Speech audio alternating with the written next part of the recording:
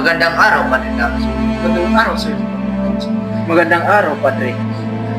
Magandang araw, Padre. Magandang araw, Padre. Mahal ko, gusto mo ba pagkakagawa ng pinatayo ng parangal? Siyempre naman, mahal ko. Hindi man lamang niya ako binati sa aking dating. Talagang tumataas ang tingin sa kanyang sarili. Nakapunta lamang siya sa Europa. Abay, kalahin mo kung sinong umasta. Huwag mo na lamang pansinin ang kanyang sinasabi, mahal. Kung alam mo lang kung gaano kung nagtitipid sa kurang yan. Tulad lamang siya ng kanyang ama.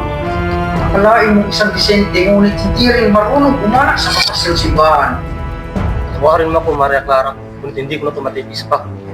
Tama lamang siya'y parusahan, mamatay sa kulungan natin.